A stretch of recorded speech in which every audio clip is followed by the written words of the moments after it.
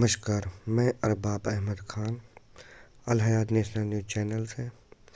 Akhil Bharatiya Samaj party ने Bharatiya Janata party माननीय योगी आदित्यनाथ को दे दी चुनौती। छोटी बड़ी खबरों देखने के लिए चैनल को सब्सक्राइब करें और बेल संरक्षण जो अपराधी है उसे खुली छूट दी जा रही है।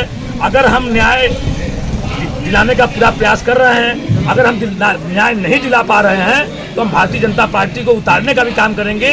संत राम अग्रहरी जी के प्रति यही सच्ची श्रद्धांजलि और सच्ची न्याय होगी। आप कह रहे हैं यहाँ जरूर है कि बनियों के लिए काम नहीं कर रहे हैं। गृह मंत्री मोदी जी भी बनिया है, लेकिन बनियों के हित में कोई काम नहीं कर रहे हैं। भारतीय जनता पार्टी की स्थापना से लेकर के भारतीय जनता पार्टी के आज के कार्यकाल तक बनिया ही लगभग 70 से 80%, 90% बनिया भारतीय जनता पार्टी को देता आया है। लेकिन क्या जिंदाबाद जिंदाबाद हमारी एकता जिंदाबाद जिंदाबाद जिंदाबाद जिंदाबाद अनूप जी कह रहे हैं राष्ट्रीय अध्यक्ष और प्रदेश अध्यक्ष को अपने शब्दों में कि आप कहे तू तेरे ख्वाब में कलाम लिख दूं, तू कहे तो तेरे ख्वाब में सलाम लिख दूं, और अगर इजाजत हो तेरी तो जिंदगी का कतरा कतरा तेरे नाम लिख दूं।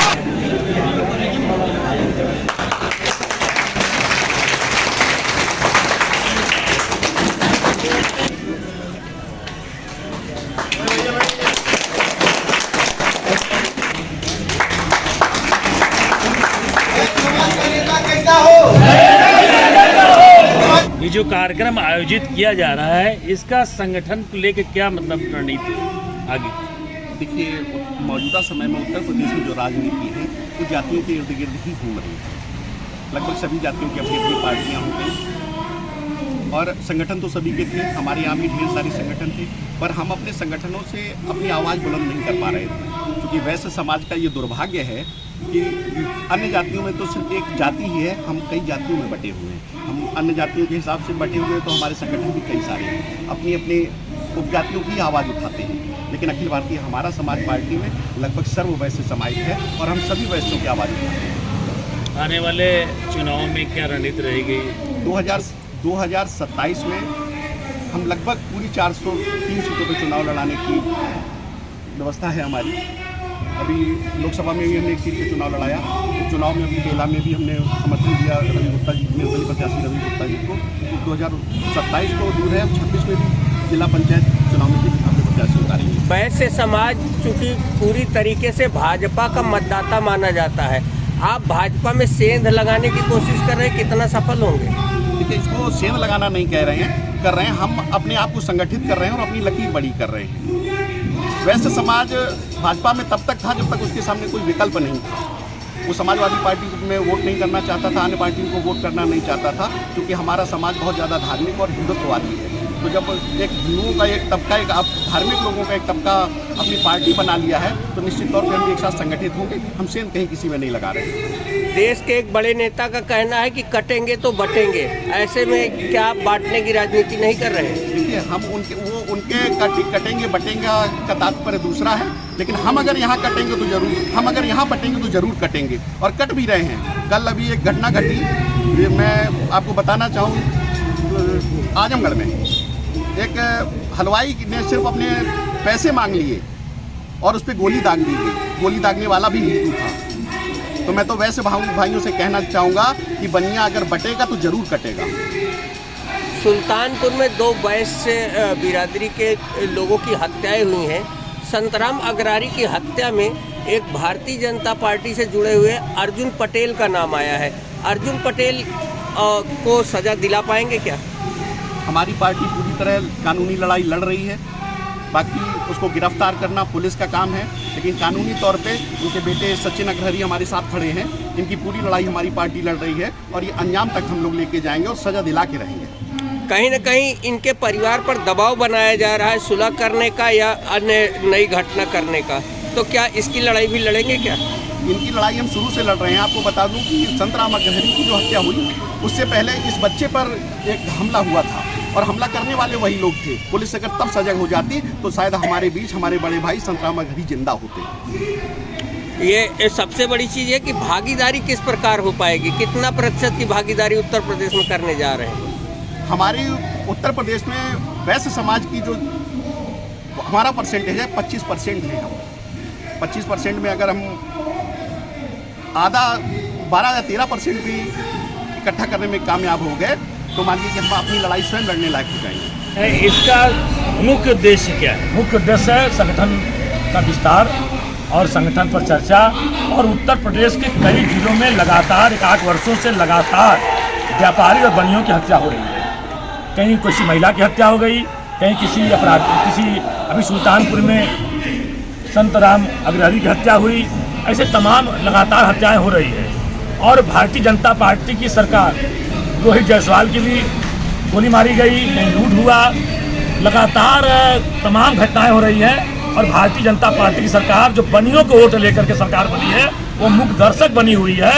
आज सुल्तानपुर से इस वैश्य सम्मेलन, कार्यकर्ता सम्मेलन बुला करके, व्यापारी सम्मेलन बुला करके उनकी सुरक्षा के लिए यहाँ से हम सरकार के खिलाफ अलग जगाने का काम किया है।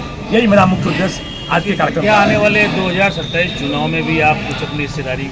उत्तर प्रदेश के 2027 के विधानसभा में हम प्रयास है कि 403 विधानसभा में अखिल भारतीय हमारा समाज पार्टी शिरकत करेगी। अकेले लड़ेंगे या गठबंधन करेंगे? अकेले लड़ेंगे, किसी से बड़ा कोई गठबंधन नहीं। जिंदाबाद। योगी जी कह रहे हैं कि योगी की सरकार में ही व्यापारी सबसे ज़्यादा सुरक्षित है। वो तो साक्षात दिखाई दे रहा है। अगर सर्वे करा लिया जाए पूरे उत्तर प्रदेश में सबसे ज़्यादा बनियों की हत्या, बनियों की लूट, बनियों का शोषण हुआ है। और जो जितना इनके सरकार में हुआ है तो किसी सरकार में नहीं हुआ है।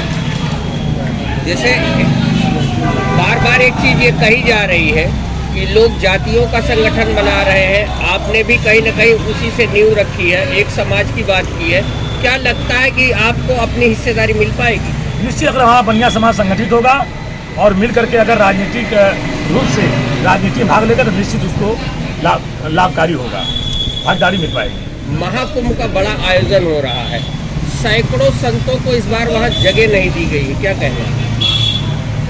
संत होते हैं और वो किसी भी जाति और संप्रदाय से नहीं होते हैं। वो समाज के हैं, देश के हैं। उनको किसी जाति और संप्रदाय से मतलब नहीं है, किसी के व्यक्तिगत हित से मतलब नहीं है। वो सामाजिक हैं, इसलिए उनकी पूरी चिंता सरकार को करनी चाहिए। संतराम अग्रहरी और गौरव जायसवाल दो बड़ी हत्याएं जिले में हुई हैं, जिनके पीछे कहीं ना कहीं एक बड़े कारण जुड़े हुए हैं।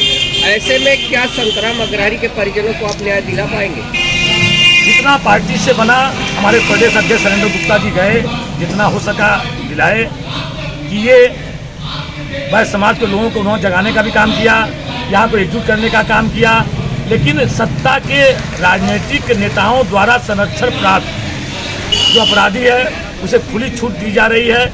अगर हम न्याय दिलाने का पूरा प्रयास कर रहे हैं, अगर हम न्याय नहीं दिला पा रहे हैं तो हम भारतीय जनता पार्टी को उतारने का भी काम करेंगे। संत राम अग्रहरी जी के प्रति यही सच्ची श्रद्धांजलि और सच्ची न्याय होगी। आप कह रहे हैं 403 विधानसभा सीटों पर आप चुनाव लड़ेंगे। गृह मंत्री जी कहते हैं मैं बनिया हूँ, ऐसे में क्या बनिया वर्ग आपसे जुड़ पाएगा पूरी तरह से? गृह मंत्री जी बनिया जरूर है, लेकिन बनियों के लिए काम नहीं कर रहे हैं। गृह मंत्री मोदी जी भी बनिया है, लेकिन बनियों के हित में कोई काम नहीं कर रहे हैं। भारतीय जनता पार्टी की स्थापना से लेकर के भारतीय जनता पार्टी के आज के कार्यकाल तक बनिया ही लगभग 70 से 80%, 90% बनिया भारतीय जनता पार्टी को देता आया है। लेकिन क्या एक पार्टी समाजवादी पार्टी की सरकार बनती है तो एक जाति विशेष के लिए काम करती है, बहुजन पार्टी की सरकार बनती है तो एक जाति के लिए काम करती है। लेकिन भारतीय जनता बनिया हमेशा ठगा जाता है। बनिया ने भारतीय जनता पार्टी से बहुत आशा किया था।